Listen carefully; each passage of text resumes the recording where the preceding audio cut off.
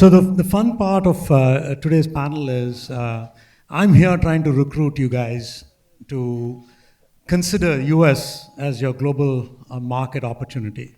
So in doing so, this is an interview, right? I wanted to check to see what makes you think, and this is a common question for all of you.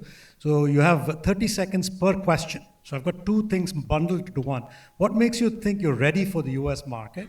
And what have you done internally to make sure that you can bring that product to the US market? So why don't we start with that? I'm going to be first all the time. We'll rotate. Okay, no, I'm just joking.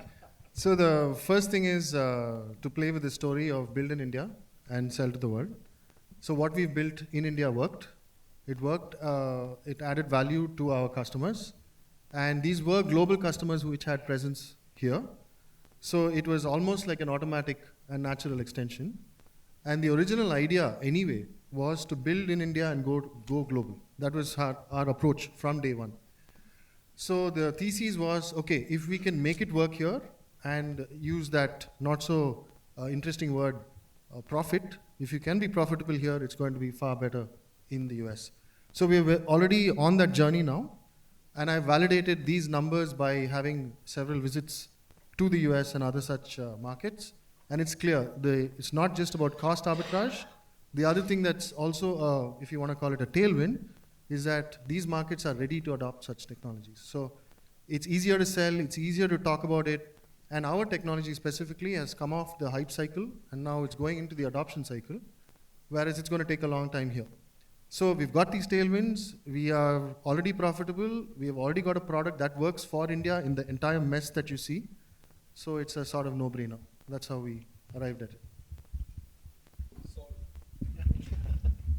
So for us, an FMCG packaging artwork process is very similar. And working in India with Indian FMCG companies, there are a lot of MNCs here. All of them have similar applications. So if an MNC is using our application in India, it's the same kind of a process in the other countries. So an Indian company is exporting out to the Middle East or neighboring countries. So we had that experience already with these companies on what everyone does outside the country. When it comes to pharma though, India exports about 40% of all generics around the world is from India. So working with Indian pharma companies, we already knew what the FDA required in terms of compliance. So all the requirements for us in terms of our product were already FDA compliant by the time we finished working with our Indian company. So at that point we realized, so it makes sense to now move on to another market where enforcement is high.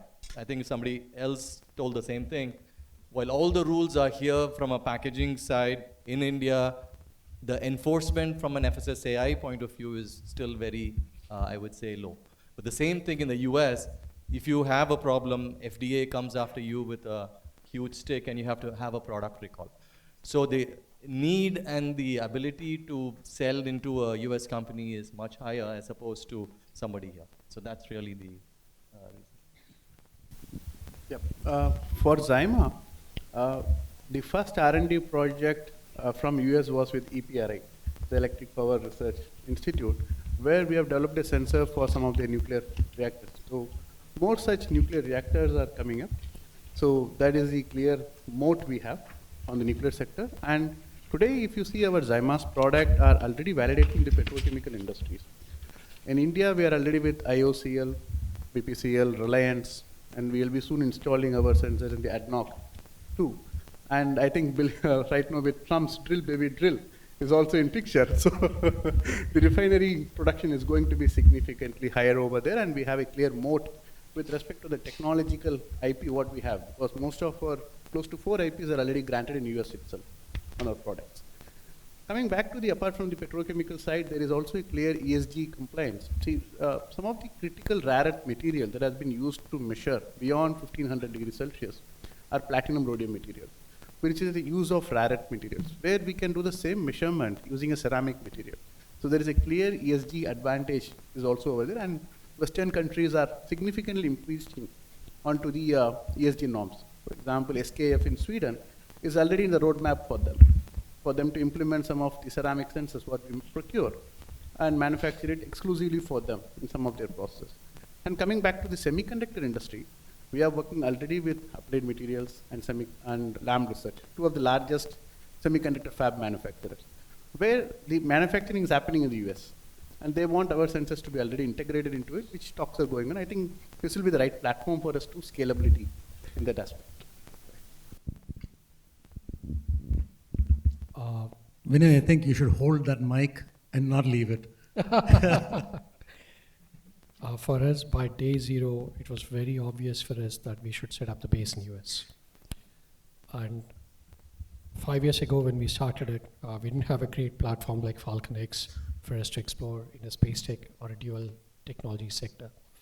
And if we have to add value to velocity, and it's just not about outthinking, it's about outdoing. And how far can you get to the distribution engine?